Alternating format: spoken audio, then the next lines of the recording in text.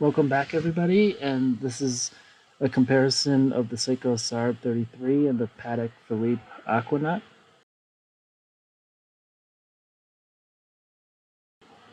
We'll cover the design first of these two pieces. So the Patek Philippe definitely has a little bit more design to it, whereas the Seiko sarb033 is more of a classic and simple design. So it really just depends on what you're trying to go for when you are deciding between these two pieces.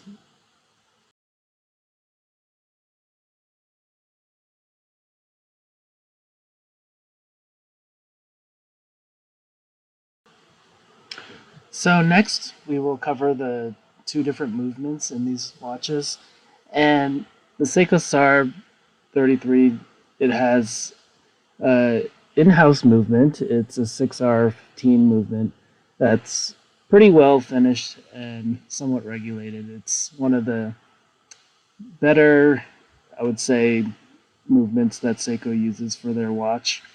And I would I would say it's a little bit more spec than the Patek Aquanaut. So the Aquanaut is definitely missing a few features. It has no hacking or hand wind, or it does have hand winding, but it only has 38 hours of power reserve. So I would say the win goes to the Seiko Sarb, especially in terms of what you get at that price point.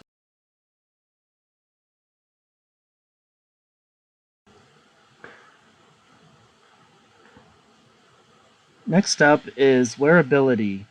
And for me, wearability is just how easy something is to put on versus some watches that are a little bit more difficult.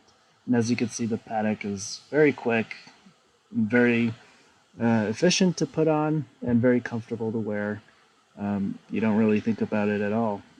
And the Seiko, it came on a bracelet that was pretty bad, and so I switched it out for this Horween leather strap. And so I would say the bracelet is not too difficult to put on, but the fact that you have to switch it out definitely is a knock against it. So I would say the Patek wins that category.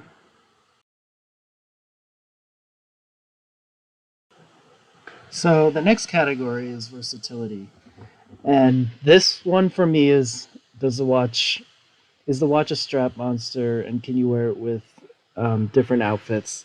So both are pretty similar in terms of what I would wear with different outfits and different weather and situations. But because the Sarb is much more of a strap monster, to me that gives it the edge.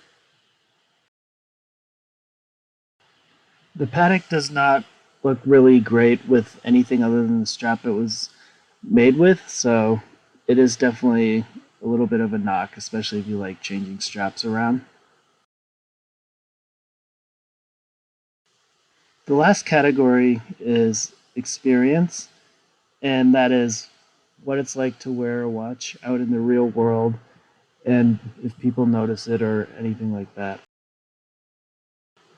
In my experience, neither piece gets noticed very much.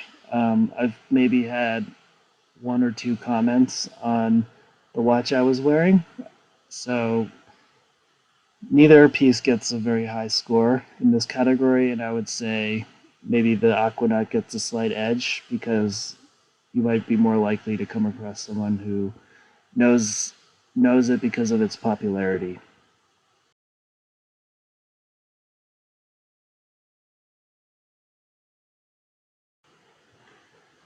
So my final thoughts on these two watches are that they're both really great options.